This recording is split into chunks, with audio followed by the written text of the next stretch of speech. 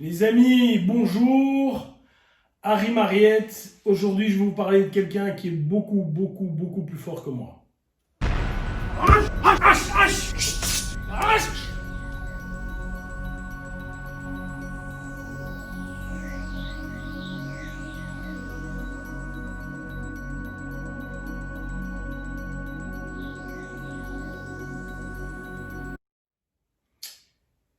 Voilà, je vous ai déjà fait une vidéo sur ce que je considère être les forces.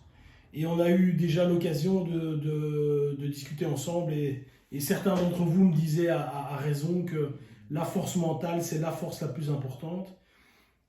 Et vous savez, dans la vie, vous avez parfois des épreuves, vous avez parfois des choses qui vous tombent dessus, des choses qui vous arrivent et qui font que voilà, tout ce que tu pensais hier risque d'être mis en cause, risque d'être changé à cause de cette chose-là. Et j'ai un de mes instructeurs qui s'appelle Ernaud, qui a 50 ans, qui a mon âge,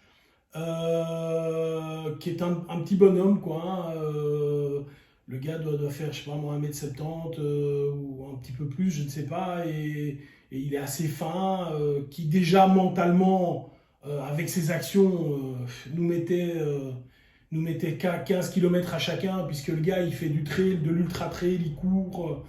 Il est directeur d'une firme, il court, enfin, quand je vous dis il court, c'est pas il fait 5 km, hein, le gars il se fait du 40 bornes à l'aise, donc déjà super sportif, instructeur de Krav Maga, une famille fantastique, une femme, 2 enfants, un chien, enfin tout va bien quoi. Le gars qui a, enfin moi je crois pas à la vie parfaite, hein, je sais que si tu fais tout ça, c'est parce que dans tes actions, tu as généré ça. Il n'y a pas de chance. Il n'y a pas. Ah oui, il a de la. Non, non, il n'y a pas de chance. Si tu as une belle vie, si tu as un chouette job, si tu fais du sport, c'est parce que dans ta tête, tu as fait tout ce qu'il fallait faire pour ça. Et puis j'ai son épouse qui m'appelle et qui me dit voilà, il y a un problème avec Ernaud, il a une tumeur dans la tête, il doit se faire opérer. C'est chaud, quoi. C'est chaud. Et, et à ce moment-là, évidemment, moi je pense, et tu remets tout, quand tu as ce type de nouvelles, tu mets ça en fonction de toi. Tu te dis, bordel, une tumeur dans la tête, c'est grave, quoi. C'est pas le petit truc. Et en plus, la tumeur, ben ça je l'ai vu après, c'est la tumeur. Je vais vous mettre la photo là.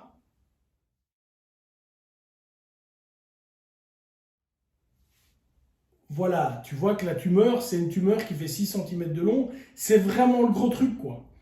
Et tu te dis, ok, quoi qu'il se passe ici, le gars, il risque vraiment sa vie. Et là, j'en parle avec un peu d'émotion, mais j'ai vu une famille qui a fait groupe. Ils ont fait un groupe Facebook, ils en rigolaient. Alors, je sais bien ils en rigolaient, mais évidemment, il y avait de la peur, hein, aussi bien chez Ernaud que chez tout le monde. Hein. Le courageux, il a peur, mais il va au-dessus de sa peur. Celui qui n'a pas peur, c'est un idiot, c'est simplement ça.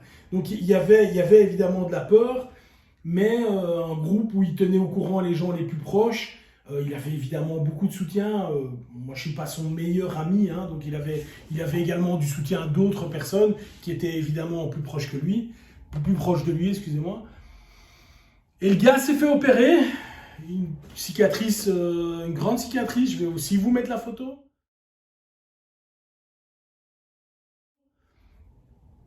Voilà, la cicatrice. Et avant l'opération, le gars, il faisait encore 2 burpees en vidéo. Et à aucun moment, dans ce qu'il a écrit ou dans ce qu'il a laissé transparaître aux autres, il y a eu de plainte.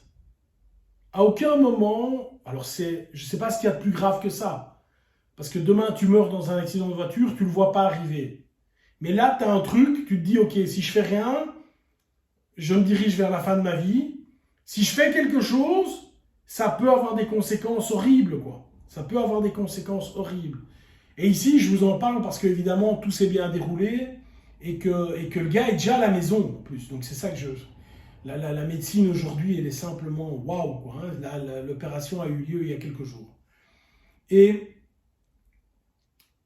ce qui m'étonne, ça peut arriver à chacun, ce genre d'histoire bien sûr, mais quand je fais une comparaison entre lui et moi, jamais j'aurais été aussi fort mentalement. Jamais j'aurais été aussi calme. Jamais j'aurais été aussi rassurant pour les miens et pour les gens qui m'entourent. Moi, j'aurais eu très peur et j'aurais vu la fin de ma vie, etc. Et vous savez,